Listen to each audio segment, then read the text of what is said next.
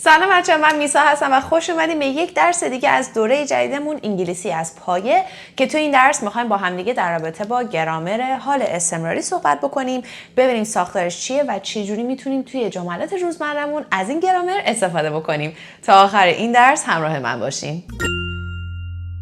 مرسی از اینکه امروز هم همراهمون هستین با یک درس دیگه. همونطوری که بچه ها میدونین ما 2 هفته پیش یه پلیلیست جدیدی رو شروع کردیم که من قرار شد از پایه زبان انگلیسی رو باهاتون کار بکنم، بیام جلو گرامر، ریدینگ، رایتینگ و خیلی چیزای دیگر رو قرار با هم دیگه تمرین بکنیم، تقویت بکنیم و بهتون قول میدم اگر اینکه این پلیلیست رو دنبال بکنین از اول همراهمون باشین توی چند ماه آینده پیشرفت بسیار زیادی خواهیم کرد و من این قول رو بهتون 100% میدم، البته اگر که درست رو ببینین و از اون مهمتر تمرین بکنین، تمرین و تکرار. درس امروز راجع به حال استمراری هستش، توی چند تا پارت براتون میخوام ضبط بکنم و بهتون یاد بدم. قبل از اینکه درس رو شروع بکنیم مطمئن بشین که عکس تخته و فایل تمرینات رو از توی تلگراممون که توی کامنت ها اولین کامنت لینکش براتون گذاشته شده بردارین، توی تلگرام عضو بشین، توی اینستاگراممون لطفاً فالومون بکنین و مطمئن بشین که اخبار ما رو توی تلگرام دنبال میکنین که جدیدترین آپدیت هامون رو و اخبارمون رو اونجا براتون میذاریم.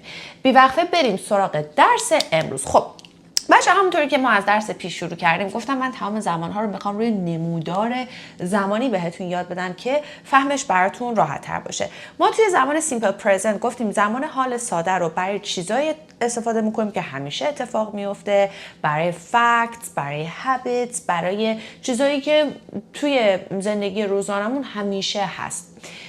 زمان حال استمراری یا present continuous or present progressive برای چیزایی هستش که ببین اسمش روشه استمرار داره. مثلا در حال حاضر یه کاری رو من دارم انجام میدم که شکل استمرار داره و اون چیه؟ دارم صحبت میکنم، دارم بهتون انگلیسی یاد میدم، شما در حال گوش کردنین، شما در حال دیدن این ویدیوین.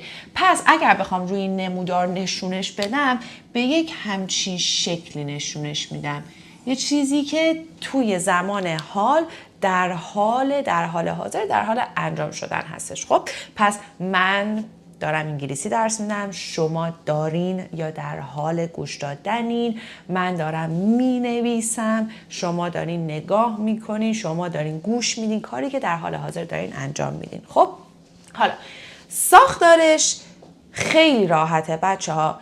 طبق معمول سابجکت یا فاعلمون که همونطور که تا الان یاد گرفتیم میتونه یک ضمیر باشه، سابجکت پرونام باشه مثل I, you, he, she, it, we, you, they، یا میتونه یک اسم باشه میسا، سالی، تام، چارلی، جیمز، whatever، یا میتونه حیوانات باشه، یا میتونه اسامی باشه مثل the people, the girls, the women, the men.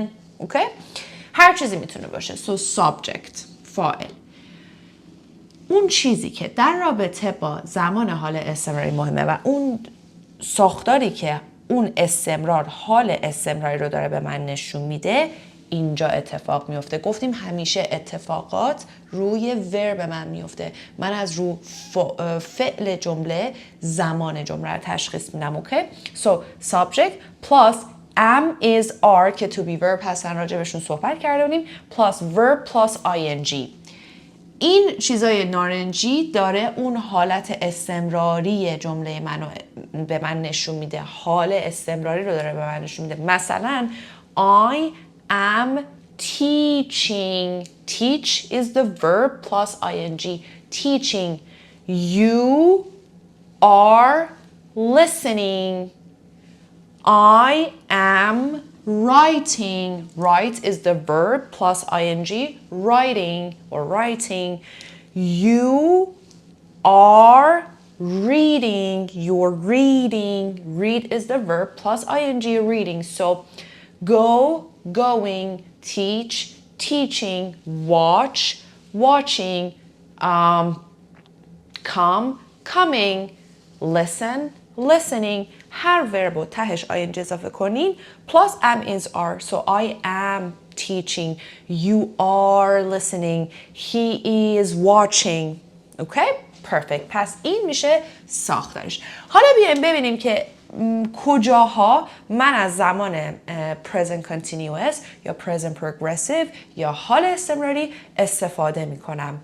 مهمترین کاربردش to describe an action that's ongoing at this moment or to describe an ongoing action, ongoing, to describe a continuous action, an ongoing action. بچه ongoing, continuous, ongoing means در حال انجام، در حال اتفاق افتادن. So ongoing is an adjective، یک صفته. So to describe an action that's ongoing at this moment.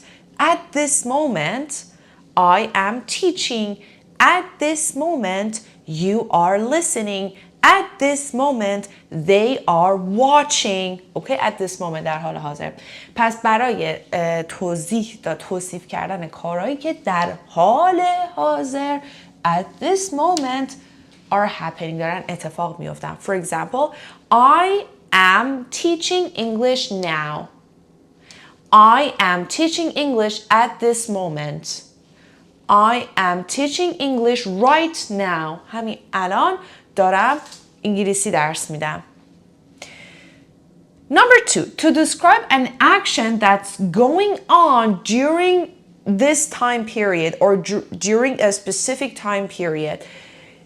برای توصیف کردن چیزایی که توی حال حاضر، منظور همین الان نیست، مثلا قرن حاضر، دهه حاضر، این سده اخیر دارن اتفاق میافتن. یا to describe the trends، ترند ها رو بگیم. مثلا people are adopting more pets these days. These days. People are adopting more pets these days. در این روزها آدما دارن بیشتر مثلا پت خونگی میگیرن، حیوان خونگی میگیرن، اداپت میکنن، به سرپرستی قبول میکنن. Okay? These days, teenagers are becoming more aggressive. مثلا این روزها تینیجرها خیلی دارن انگار عصبی تر میشن یا مثلا اگریسیو تر میشن، پرخاشگرتر میشن. پس to describe the trends, to describe the actions that are going on, that are happening during this time period. Okay? مثلا he's still working at the ABC company. اون هنوز داره توی اون شرکت ABC کار میکنه. Okay? یه کاریه که توی این this time period دارم توصیفش میکنم. خب بچه ها، بعدی من یک ستاره سبز براش میذارم، یه ذره لولش یه کوچولو بالاتره. To describe a planned event or action in the future. برای توصیف کردن چیزهایی که قراره تو آینده اتفاق بیفته ولی آلردی براشون پلان دارم، یعنی فیکسش کردم. مثلا 2 هفته دیگه میدونم شنبه 2 هفته دیگه من خونه مام بزرگمم یا دارم میرم کمپ. اوکی؟ پس فیکس شده and it's in the future. پس اینجا معنی اون حال استمراریه رو نداره. نگاه کنید. She's meeting her boyfriend tonight. She's meeting her boyfriend tonight.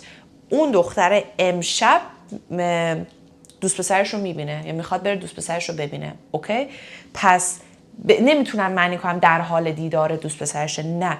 It's something that is going to be happening in the future. Okay? It's a planned event in the future. A planned action in the future. She's meeting her boyfriend tonight. اون امشب با دوست پسرش قرار داره. مثلا ساعت 8 شب. She's meeting her boyfriend tonight at 8 o'clock. امشب ساعت 8 دوست پسرش رو میبینه. Or he usually plays the drums. He usually plays the drums, but tonight he's playing the bass guitar. Okay? He usually plays the drums, simple present که راجبش قبلا خوندیم. اون معمولا درام میزنه. But tonight, اما امشب he's playing bass guitar. امشب داره گیتار بیس میزنه. He's playing bass guitar. برنامه گذاشته بوده واسه این ایونت امشب یا برنامه امشب یا مهمونی امشب چیکار بکنه؟ گیتار بیس بزنه. Okay? So it's temporary. It's not It doesn't happen all the time, okay? It's temporary. He's playing bass guitar tonight, but he usually plays the drums. امشب داره گیتار میزنه ولی اون کلاً درام میزنه. To describe and emphasize on a continuing series of repeated actions. این خیلی باحال کاربردش. وقتی که یه چیزی همیشه چیز میکنه، مثلا همیشه دارن اون دوتا با هم بحث میکنن، همیشه دارن با هم دیگه دعوا میکنن، همیشه خواهرم زنگ میزنه میگه کلیدات یادت نره، چیزایی که repeated actions.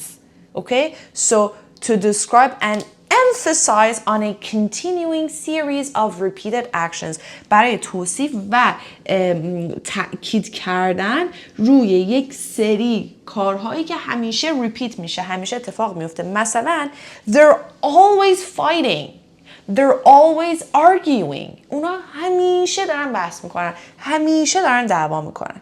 You're constantly complaining about your mother-in-law.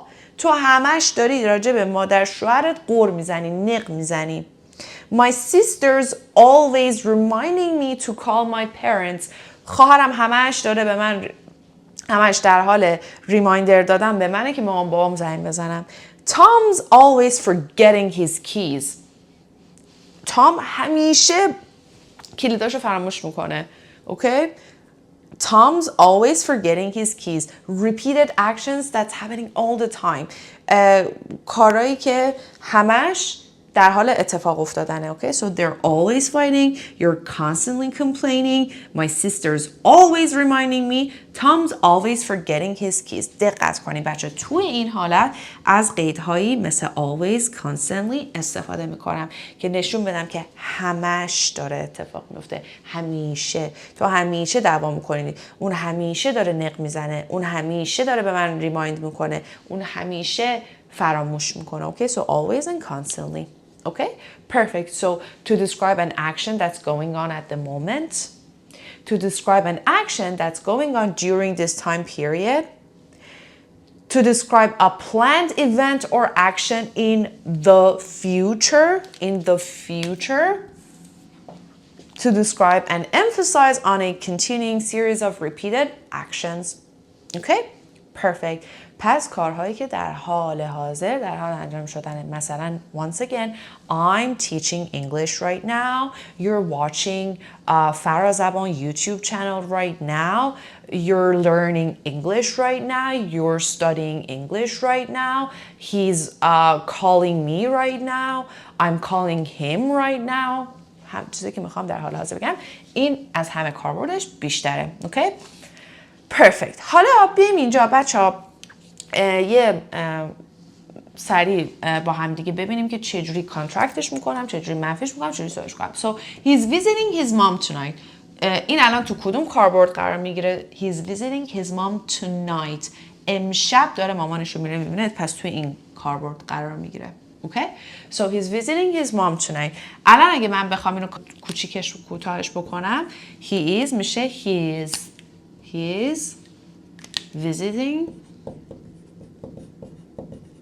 his mom tonight. Okay? خب بچه‌ها سوالی کردنش خیلی آسونه. کسایی که از اولین درس با ما بودن و to be verbs ها رو با ما دیدن گفتیم وقتی که to be verb تو جملم دارم، اون to beه حالا میتونه am is are باشه با توجه به اینکه فاعل جملم چیه، خودش به عنوان helping verb یا auxiliary verb حساب میشه و وقتی تو جمله helping verb دارم با خودش منفی و سوالی میکنم، یعنی یه چیز دیگه ای نمیام اد بکنم به جمله. So یادتونه مثلا میگفتم he is happy، چجوری سوالش میکردم؟ is رو میآوردم اول جمله، بقیه جمله عین خودش میگفتم he is happy. Is he happy? They are from Iran. Are they from Iran? اینجا هم دقیقا همون اتفاق میفته. is رو میارم اول جمله، is بقیه جمله عین خودش.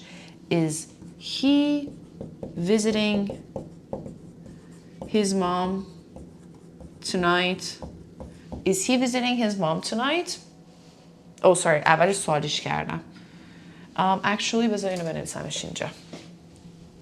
جاشو به جاشو. اوکی؟ پس is رو میارم اول جمله، بقیه جمله این خودش.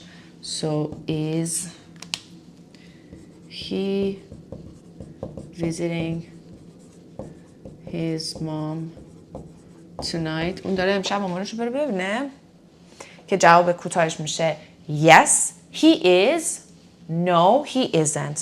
منفیش بخوام بکنم هم بچه ها فقط یک not اضافه میکنم دقیقاً مثل جملات simple present که با هم دیگه خونیم he is happy I'm a teacher they're from Iran they're Argentinian we are neighbors okay میگفتیم we are neighbors we aren't neighbors or we are not neighbors دقیقاً همونجوریه so he is visiting his mom tonight I can say he isn't visiting his mom tonight. Okay? So either he isn't visiting his mom tonight or he's not visiting his mom tonight. Okay? So or he's not. جفتش درسته. Both are correct. Okay? So he isn't visiting his mom. He's not visiting his mom. Okay? Perfect. و آخرین نکته مهمترین نکته‌ای که بعد بهتون بگم اینه بچه‌ها. این دو تا جمله رو ببینیم simple present continuous. She works late on Fridays. Okay? این ساختار جمله رو بلدین، قیدش رو بلدین، همه رو یاد گرفتین تو درس‌های قبلی. She works late on Fridays. Okay? It's her habit. It always happens. Okay? She always works late on Fridays.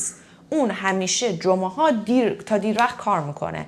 مثلا اگه شیفتش تا 6 جمعه ها تا ساعت 8 کار میکنه. So she works late on Fridays. Every Friday she works late. Okay? حالا این جمله رو ببینی. She is working late tonight. She's working late tonight. وقتی این جمله میشه اون امشب دیر قراره کار بکنه باز دوباره توی این حالت میفته planned شده. اوکی؟ امشب استثناً دیر کار میکنه. فرق این دوتا جمله اینه که وقتی من میگم she's working late tonight یعنی امشب فقط دیر کار میکنه ولی همیشه ساعت 6 کارش تموم میشه. ولی وقتی میگم she works late on Fridays یعنی اون همیشه جمعه ها بلا استثناء تا دیر وقت کار میکنه. یا بگم she always works late. She always works late. اون همیشه تا دیر وقت کار میکنه. همیشه every single day. It's a habit kind of or it happens every day. ولی وقتی میگم she's working late tonight این معنی رو میده که فقط امشبه که دیر کار میکنه. همیشه دیر کار نمیکنه. معمولا همیشه دیر کار نمیکنه. اوکی؟ مثلا she always works late but tonight she's not working late. She's leaving early. به به عجب جمله شد. مثلا اینجا بنویسم براتون. بنویسمش. مثلا میگم she always works late but tonight اما امشب she's leaving early. She's leaving early. اون همیشه دیر کار میکنه تا دیر وقت سر کاره but tonight اما امشب she's leaving early زودتر اونجا رو ترک میکنه.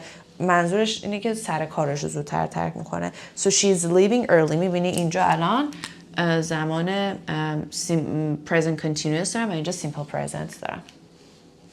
Perfect. اینم از درس امروز بچه ها. ما یاد گرفتیم که present continuous چیه، ساختارش چجوریه، چجوری منفی میشه، چجوری سوال میشه و کاربردهاش چیه. من براتون یک لیستی از چند تا 50-60 جمله گذاشتم با زمان present continuous. لطفاً برین این جمله ها رو بخونین و ببینین توی روزانه کجاها میتونین استفاده کنین. مثلا وقتی دارین ترمینال رو حل میکنین این بخش مهمه. بگین که okay right now what am I doing؟ من دارم چی کار میکنم؟ I am walking. I am talking. I am writing. My mother is watching TV. My father is listening to the radio. My brothers are playing together. My sister is talking to her friend on the phone. اوکی؟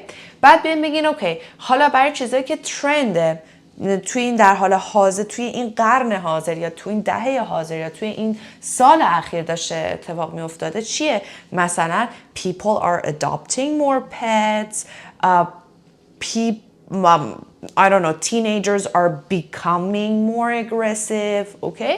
بعد برای هر یوسج دیگرش، یک کاربرد دیگرش یک مثال بزنیم. این از این بچه، این پارت اول بود. تو پارت دوم میخوام بهتون یک مقدار لول بالاتر از کاربردهای حال استمراری رو بگم.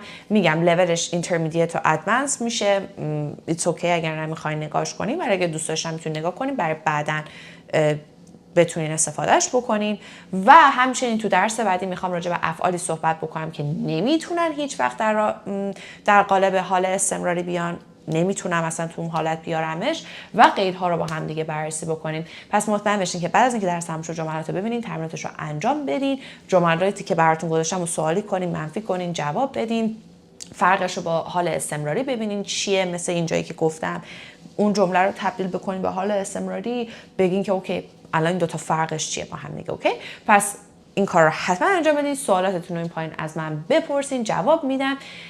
و مرسی از اینکه امروز در کنار هزاران کار بیهوده‌ای که میتونستین انجام بدین مثل همه چرخیدن توی فضای مجازی و هیچ یاد نگرفتن، واسه خودتون، آرزوهاتون، اهدافتون و از همه مهمتر زمانتون ارزش و احترام قائل شدین و یک محتوایی رو انتخاب کردین که میتونه یه قدم به اون هدفی که دارین، میتونه شرکت کردن توی یک آزمون باشه، میتونه پیدا کردن کار بهتر باشه، میتونه مهاجرت باشه و هر چیز دیگه باشه، نزدیکتون بکنه. حتی اگر همه اینا هم نباشه، حداقل دارین از ذهنتون استفاده مفید میکنین، مغزتون رو دارین تمرین میدین. و مرسی از اینکه امروز میسا و فرزبان رو برای دیدن اون ویدیو یا برای گذراندن اون تایم خوب و مفید روزتون انتخاب کردین. خیلی برای من ارزشمنده. مرسی که تا انتهای ویدیو همراه من بودین.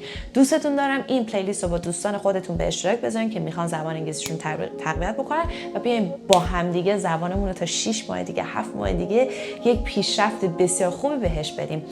Love you guys so much. Take care. See you soon and bye bye.